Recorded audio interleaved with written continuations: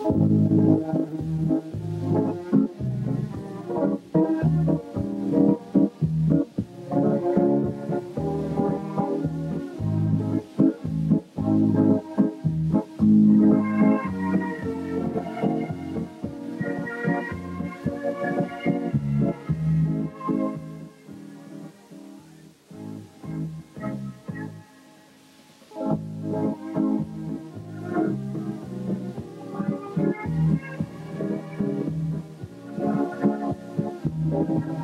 afternoon. Thank you for joining the Islanders, Charito Benepayo. And we are celebrating the annual celebration of Filipino History Month.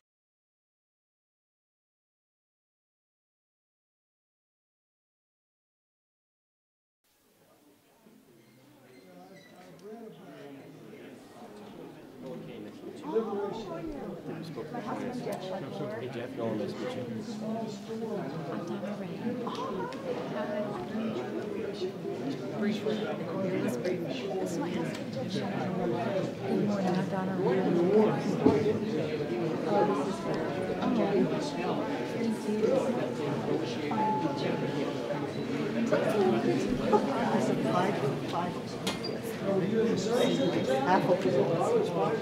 I was having a heart attack. So I thought you guys switch ones, do the ceremonies first, and then come on here. But then when I came this morning, so many people, that was a good thing.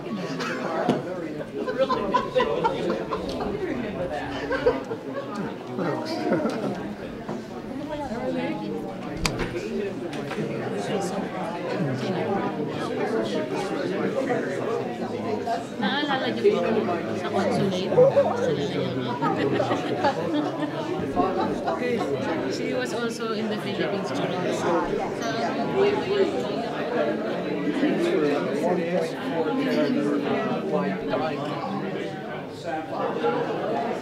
That ball.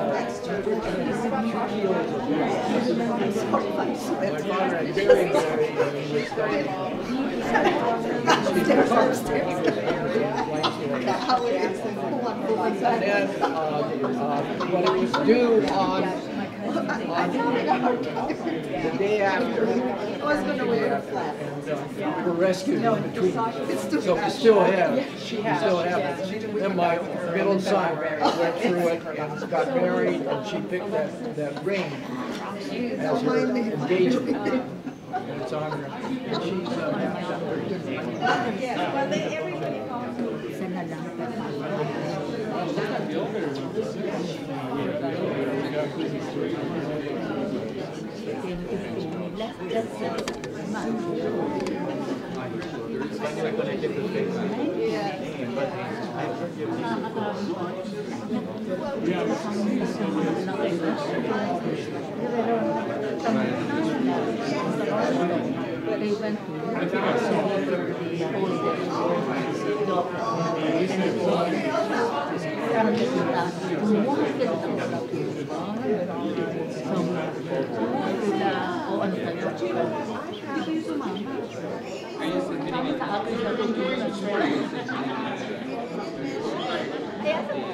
On behalf of the Bataan Legacy Historical Society, Memorare Manila 1945, the Philippine Consulate General of San Francisco, and the San Francisco Public Library, I want to welcome you to the World War II in the Philippines, the Legacy of Two Nations exhibition, which is opening today.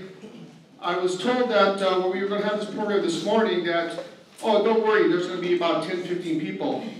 Well, obviously that didn't work out. So thank you for your time this morning. We have a great program for you. And what I'd like to do at this time is to start, can you please stand for the posting of the colors?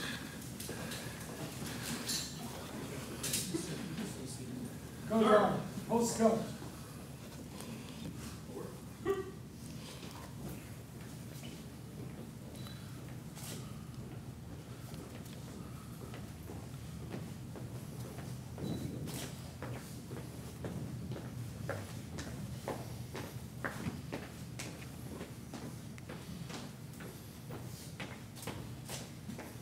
Detail.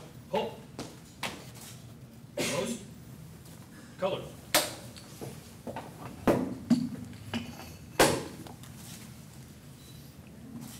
Reset. Hold up. About.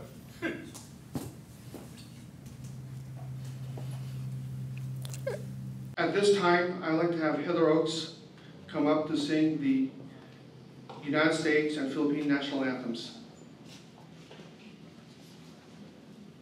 Kayang magiliw, perlas ng silanganan, alam ng puso, sa dibdib mo'y buhay, lupang hinirang, tuyong ka ng magiting, sa manlulupig, di ka pasisiip, sa dagat at bundok, sa simoy at sa langit mong bugaw, may dilag ang tula at awit sa paglayang minamahal, ang kislap ng watawat mo'y tagumpay na naniningning, ang bituin at araw niya ka na, pamay di magdidilim, lupa ng araw ng walhati pagsinta, buhay langit sa piling mo, aming ligaya na pag may mga api ang mamatay ng dahil sa'yo.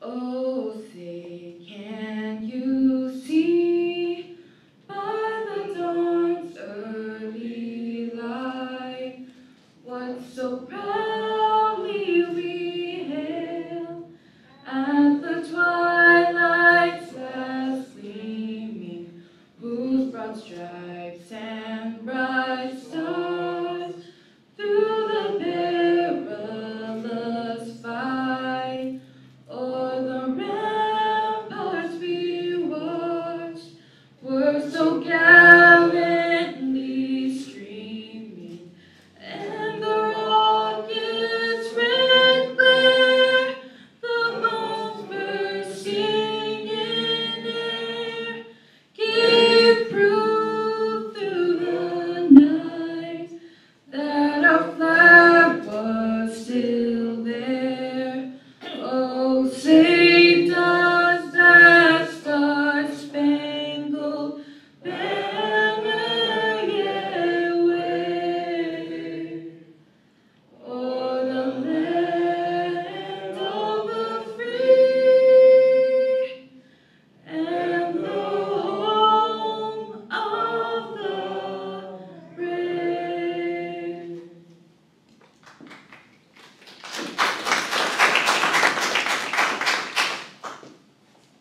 I would like to now have the Reverend Leonard Oakes come up for an invocation, please. Let us pray. God of history, God of justice, we will not forget the lapse of time, the ruthless hands of ignorance, and the devastations of war that have laid waste and destroyed the lives of families and nations, caused by the unsparing ravages of barbarous forces and a quest for power. But despite all the sinfulness of humankind, your love and mercy notwithstanding, have prevailed among those who love peace, freedom, and democracy everywhere. That despite the hardness of human heart, you made your home in us. You choose to dwell among us and to act through us. You endow us with a measure of your wisdom.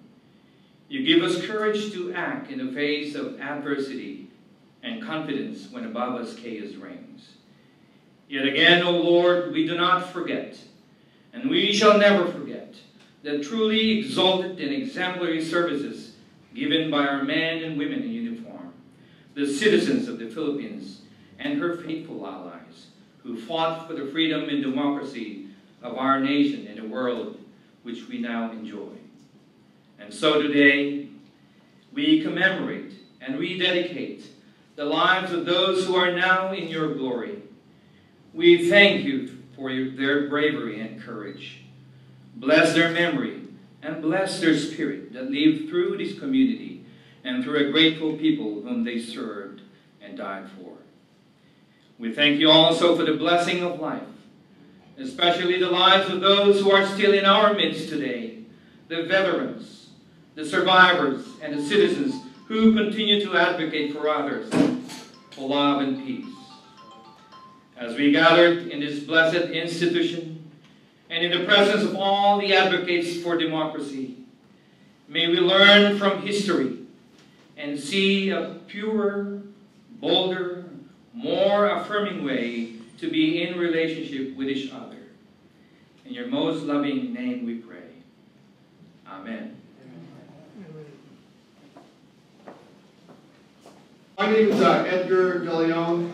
I'm the Vice President, Board Member of the Bataan Legacy Historical Society. Once again, I want to thank everyone here for coming out on a Saturday morning to be with us for the opening reception and of the exhibition that we have here for about 4 months.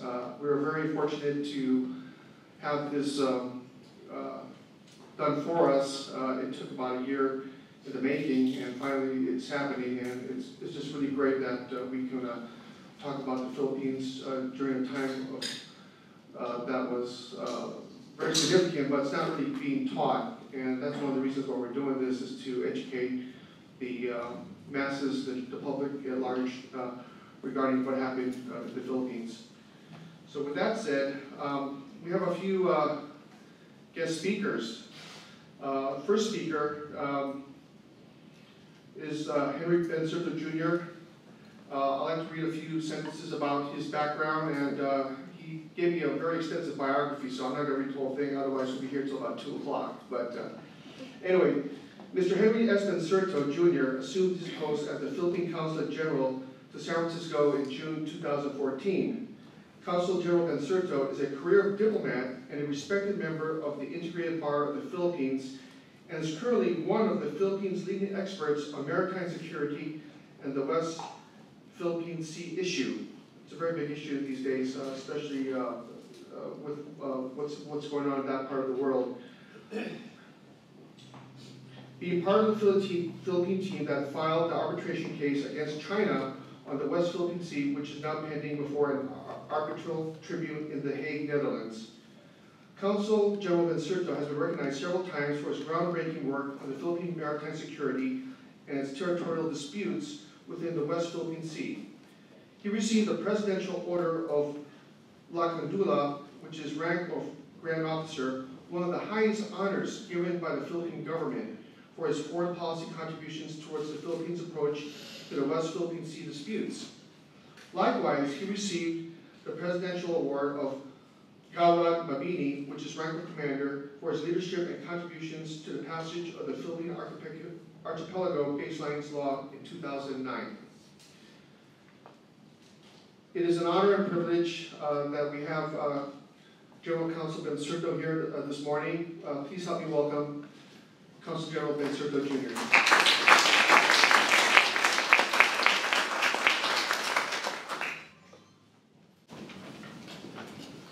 Thank you, Edgar, for that very kind introduction. Good morning. I'm very happy to be here. I'm very happy to have endured, I think, 50 hours of continuously not sleeping. Actually, I haven't slept since the time I left San Francisco, I think, on Monday. I'm still running. Thank you to Pete's Coffee. I'm sure to have a good night's sleep after this.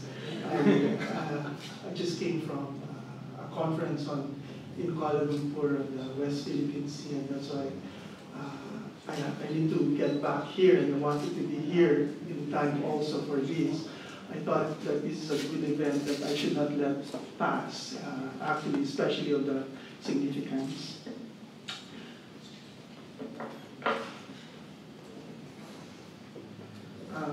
Vice Admiral Charles Ray, Commander of the U.S. Coast Guard Pacific Area and Defense Forces West, our war veterans who are here. Sir, Ms. Cecilia Verlan, Mr. Edgar De Leon, Mr. Bob Hansen, the board members of Bataan Legacy Historical Society, supervisors and staff of the San Francisco Public Library, colleagues, friends, and guests. I said I was very honored to be here. Back in the days in Washington, D.C., when I was a junior officer, we would always emphasize to our colleagues from Capitol Hills that there are only two countries where the United States has special relations. One is the United Kingdom, and the other is the Philippines. That special relations actually is something that is fast fading. Why? Because the generation that forged that special relations is actually a fading generation, and that's why we have to do a lot to keep the memories alive.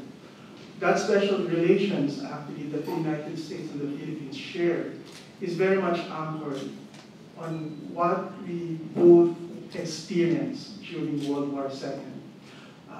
It was a time when the two countries, hand in hand together, fought for principles like freedom and democracy. And it was not something that was theoretical. It was something paid with the blood of the two countries and their soldiers. And I wish to quote, for example, what Carlos P. Romola, who by now you know is a very prominent person during the days and continued until the end of his life. And I'd like to give a quotation on what he said.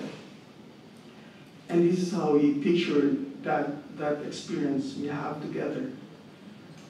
And I quote, "A captive nation had united under bondage to fight in support of the Americans who had once been their conquerors, white and brown brothers who went cold and wet and hungry in tropic mud, who might have given up but did not, who joined forces and grew and survived against incredible opposition, thinking the same thoughts, sharing the same dreams, fighting for the same ideals, equality, fraternity, and liberty." End quote. I think this is a very good way of summing up how the two countries, how the two peoples kind of forged that. And I think it is very good that we have platforms like this. And that's why we are very grateful to Bataan Legacy. We're also very grateful to the San Francisco Public Library, specifically for having platforms like this. I did mention at the beginning that concept of special relations. And I think for those people who lived through those days know exactly what those words meant. This may not be so true nowadays, especially in the context of the internet world that we live in, where everything is so quick, fast, everything lacks the face, well, perhaps not everything, but in many ways lack the humanity, lack the sentiments. And it is good that we are able to bring back now people as to what exactly friendship is all about. And here, given what is happening today, and I think in the next succeeding days, and there are other groups are going to have platforms like this, showing what exactly transpired during those days. We hope that these activities will bring back those memories, especially to the new generation, because it is very important that we are able to bring ourselves back to that one point in history where two peoples joined together, hand in hand, shoulder to shoulder, for us to be able to preserve the concept of freedom. And this is exactly, I was very touched because there's a lot of parallelism in what I do now and what that generation did in the past also. Now, the US and the Philippines are again back on track in terms of providing the leadership so that those concepts of freedom, rule of law, we're able to preserve that. Not in the way that it was fought then, but in a peaceful way now. And I'm very grateful that we have this opportunity to work together again to promote peace, freedom, and friendship in the context of the rule of law. I think it's also very good that we're able to hold this activity right here in the heart of San Francisco for two reasons. San Francisco played a lot. It is a city that played a lot in terms of Philippines American history. It is from this place that the first ship was sent to the Philippines to actually colonize the Philippines. We have the monument of Admiral Tui right there in Union Square. It was also in this place where the Pacific War was sustained. Soldiers converged here, ships were manufactured here, and they were sent to the Pacific to make sure that the Pacific will be able to regain the freedom that it lost for 3 years or 4 years. And it's also very good, as I mentioned, that we have this in San Francisco because San Francisco is also the seat of the global technology, internet. Why do I say this? Because let me repeat again that in this time of the internet age where humanity is fast losing significance and digital world is being converted into digital numbers, logarithms, it's able that we're able to put back the humanity, the human face, right here in the heart of San Francisco also. And so I think I'm very grateful that we have this. It is very much part of the task, the thrust that the embassy, that the consulate here has in terms of bridging, in terms of connecting ourselves with each other, connecting ourselves to history, not to be prisoners of history, but something that could help us move. It is very much a thrust of the consulate to connect ourselves to the Philippines. And here in San Francisco, where we have about 500 Filipinos in the Bay Area, it is a very good thing that we have this information now available in the library. And so, on behalf of the Philippine Consulate General here in San Francisco, on behalf of the Secretary of Foreign Affairs, and also of my family, who I'm trying to also make sure that my son especially, that he doesn't forget what our old generation paid. They paid their dues to make sure that his generation,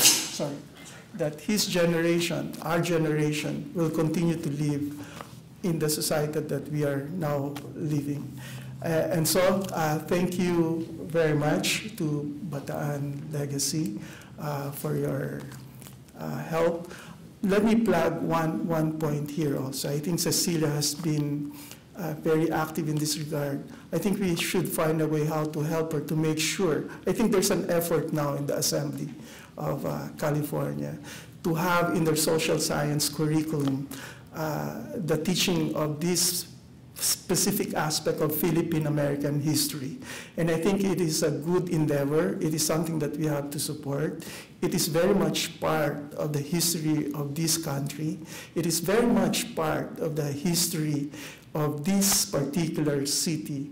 And so we should take that as an advocacy to make sure that that part of our history is not lost. And it is our duty now to make sure and to bridge the gap and to make sure that this will continue also in the future.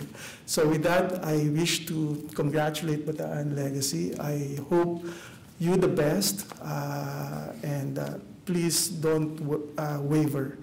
We need you, and if there's anything by which the consulate would be helpful, we will do so. I think there's also another group, Bill, that is going to do very much to complement what this is. Next month, we will be celebrating Filipino heritage, and it's good that this exhibition will continue up to October 25. So let's find time how to encourage especially the young generation, our kids, to be interested with this specific part of our history. Again, thank you very much, and good morning to everybody.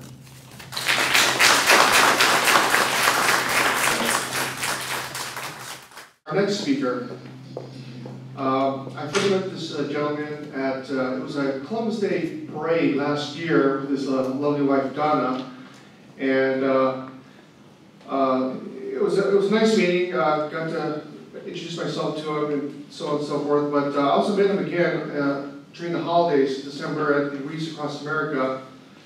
It was to honor the veterans there by laying wreaths at the San Francisco National Cemetery, and he gave the keynote speech there. And I'll tell you, if you were there, it was an awesome presentation. And one thing I learned after that whole event was that this guy is an officer's officer. I mean, this guy is he's amazing, but more importantly, what I found out about him, he's a very approachable, down-to-earth guy, given the status that he's achieved in his life up to this point in his career. So what I'd like to do right now is introduce Vice Admiral Charles Ray. Vice Admiral Ray assumed the duties of Commander, Coast Guard, Pacific Area in April 2014, where he serves as the operational commander for all U.S. Coast Guard missions within half of the world that ranges from the Rocky Mountains to the waters of the east coast of Africa. That's a lot of water, I'll tell you what. That's a lot of water.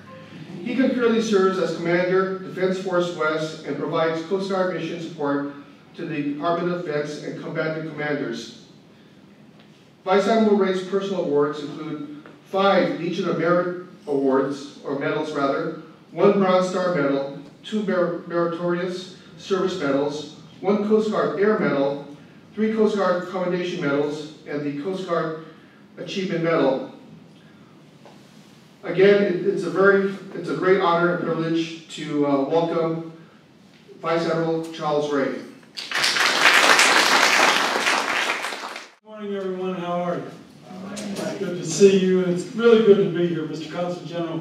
Thank you for your example you set. He was literally on an airplane all night. Arrived here late last night, has not slept. He wasn't exaggerating. And he came here because he knows how important these events are. So thank you for setting the example, Mr. Consul. Cecilia, thank you for being the leader of this effort. And your efforts up on the 3rd floor are evident of your passion for remembering our history. And I know you've had some help from Connie, and it's certainly, your work is amazing. And it will sit here, and who knows who will learn from this in the next few months, and how they will be affected, and how they'll understand, a great understanding of it. It's really, I can't go any further without welcoming my friend, Private First Class David Tejada, who is a veteran of the Bataan Death March, and just a symbol of that generation that we are here to honor today. And so if you could join me in giving Mr. Tejada.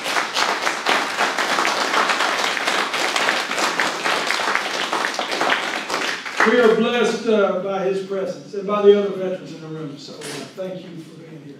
My mother was a high school history teacher, and so from a young age, the value of history has been kind of indoctrinated into me. Well, it just kind of slowly but surely, and I think as I've looked, we've talked about it many times, Mother and I have, about the value of history. I think it's, especially in this context, and what we're doing here today is we're starting this commemoration event, a couple of things. One is it prevents us from forgetting the sacrifices of those that went before us, especially in events like the occupation of the Philippines, and sacrifices by those that lived through this. We've got Mr. Doolin here, who is a young child, lived through that, and others.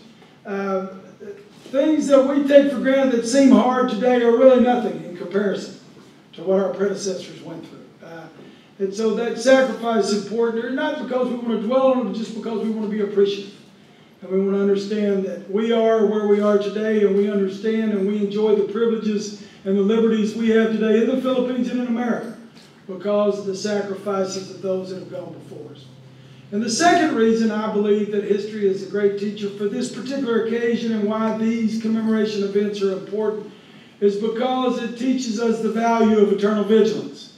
Because history repeats itself. We've seen this. You can go back to the biblical days and go all the way forward. And there's always the opportunity for those who would do others harm to be thwarted by those who are vigilant, or to be successful by those against those who are not vigilant. So, just as we celebrated or not celebrated, we commemorated yesterday the 14th anniversary of the attacks on our nation of 2001.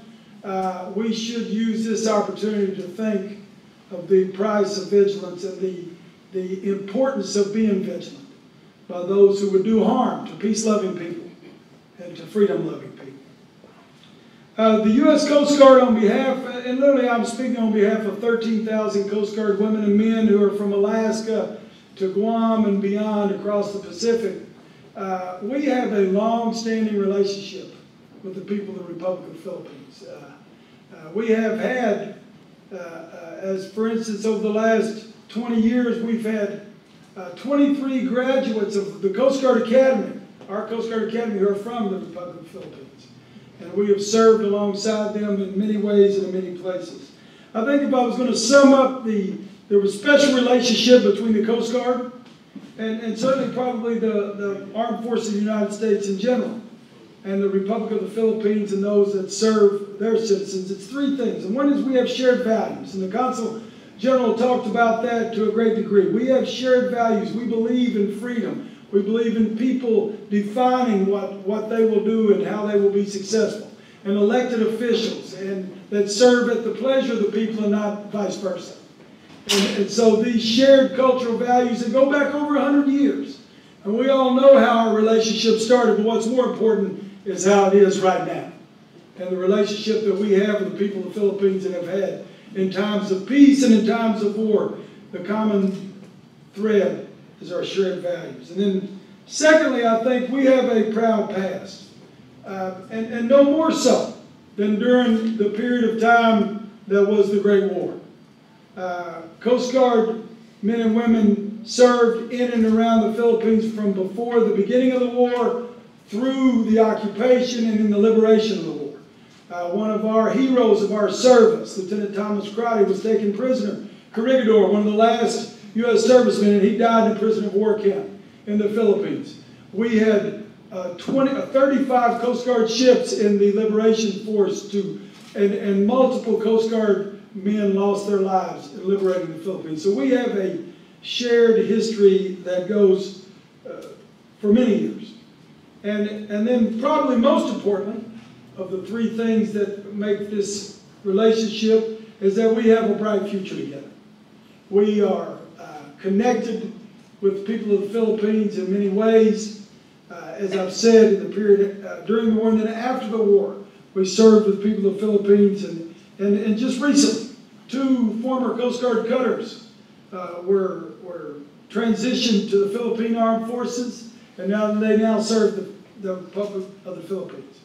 We are actively engaged in establishing a Coast Watch system in the Philippines, assisting our brothers and sisters in the Republic of the Philippines. And we will be transitioning and establishing a new officer billet in the embassy next year in the Philippines to serve. So our future together is based on our shared values and based on our history that we've shared together provides for certain that this connection and this relationship will continue.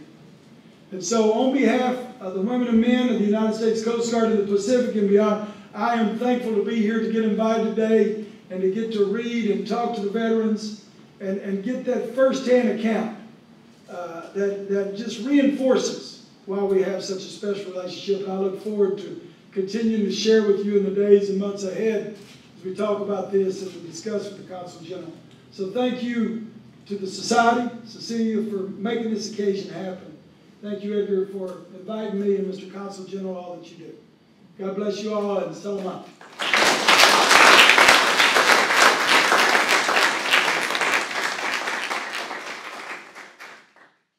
Okay, so our last speaker, she's a great friend of mine. We met, next month will be 2 years. We met at the coffee shop at Pete's in Berkeley, and she was introduced to me by a mutual friend. They said, oh, this lady's doing something about Bataan, you need to meet her. Knowing that I'm a collector of Philippine memorabilia, and especially Bataan, because my uncle was killed. in January 42. But with that said, I'd like to now introduce our Executive Director, the founder of the Bataan Legacy Historical Society, a great friend, Ms. Cecilia Garland. Please, Cecilia. Thank you, Edgar. I would like to thank everybody here in the room today. First of all, my co-chair of the exhibition and the conference, Connie McHugh, of Memorare Manila 1945. As you know, Memorare Manila 1945 was established to memorialize the 100,000 civilians who perished in Manila between February and March of 1945 during the Battle of Manila. And Connie's family actually suffered. Her mother and her grandmother, her aunt and uncle were executed during that time. But out of pain and despair comes healing. And that's why we are here today to commemorate those who made the ultimate sacrifice during World War II in the Philippines. I would like to thank Consul General Henry Bensurdo for being here and for collaborating in this exhibition and conference on October 24. Everybody's invited, and it's going to be a full-day conference presenting different perspectives of the war, not just from the veteran side, but also from the civilians. I would like to thank Vice Admiral Charles Ray and Mrs. Ray, Donna Ray, for being here. Thank you so much. Your being here today affirms the special bond that exists between the United States and the Philippines since 1898, and it continues until now. I would like to acknowledge Mr. David Tejada, a Bataan Death March survivor, and Chief Johnny Johnson of the USS San Francisco. Chief Johnny was there during the Battle of Philippine Sea. He was also there in the Libyan landing. And he will be our guest speaker on October 24th, Chief Johnny. I would also like to thank the San Francisco Public Library, Everett Erlinson, Ann Carroll, and Maureen Russell for putting this exhibition together. Bataan Legacy Historical Society was actually established because of the lack of information on the Filipino defenders of Bataan and Corregidor. My father was in the Death March, in the Bataan Death March. But I never knew the pain and the sacrifices he went through until I started reading a training manual from the infantry school in Fort Benning. It was an analysis of the 41st Infantry Regiment, his regiment. And when I read it, it broke my heart. And I asked him, Dad, why didn't you tell us about this? And my father, who was Mr. Macho, he passed away last year. Sorry. He had tears in his eyes. And that was the first time I felt the pain that he went through during World War II. And that is why Bataan Legacy Historical Society exists today, to educate the public about World War II in the Philippines. Not just from the soldiers' point of view, but from the civilians. Before I started giving presentations in 2012, I didn't know that approximately 1 million civilians died in the Philippines. 1 million civilians. 100,000 alone in Manila in 1 month, and 1 million civilians. And Manila was the second most devastated city in the world after Warsaw, Poland. But not too many people know this. In history books here in the United States, there is hardly any mention of the Filipino soldiers, even though 7/8 of the main line of resistance were manned by the Filipinos. At Camp Oak, during the Bataan Death March, approximately 10,000 Filipinos and 750 Americans died when they were forced to march some 60 miles away in grueling heat without any provisions for food, water, shelter, or medicine. Those who could no longer go on were either beaten, bayoneted, shot, some were even beheaded. Now, why are we doing this, considering this happened some 73 years ago? Because it needs to be learned by every single student, not just here in the United States, in the Philippines, in Japan, in the entire world. The Philippines, according to Rainbow Plan 5, was supposed to perform a sacrificial ballet. And this they did, despite the lack of resources. They fought without any air support. Air support stopped actually on December 13, 1941. The lack of supplies, a lot of them, by January, they were already on half rations.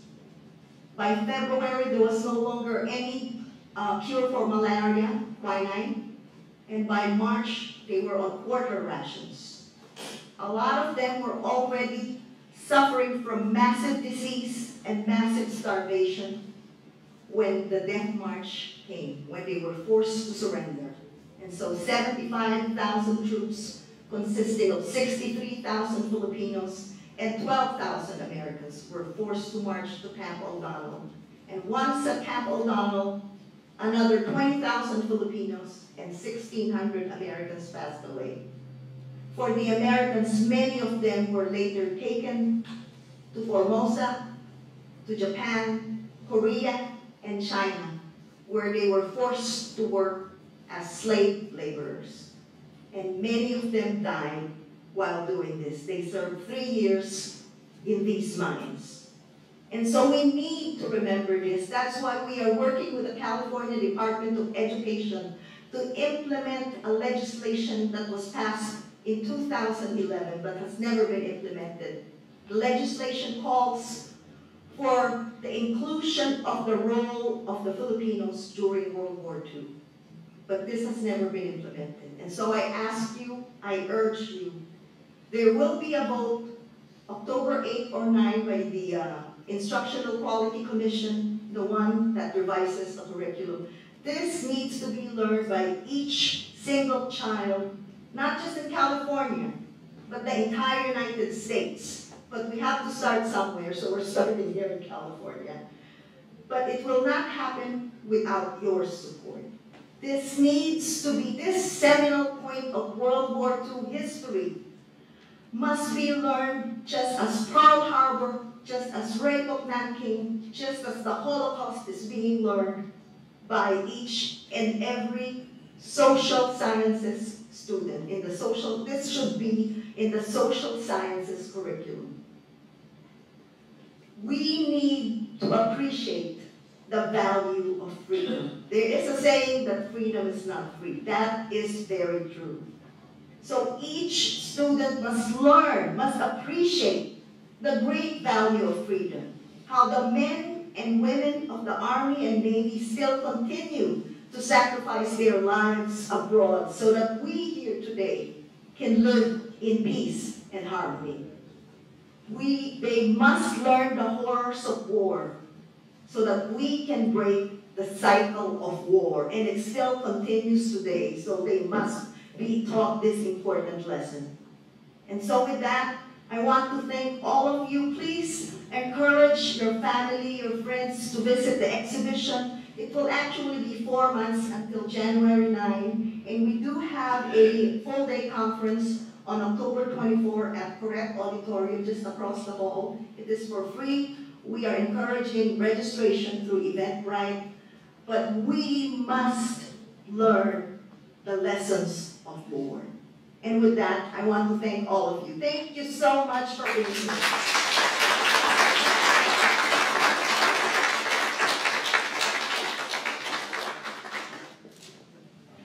Okay, ladies and gentlemen, this concludes our presentation for this morning. We have a few beverages and some pastries there, so please partake, and we'll see you on October 24th. Thank you.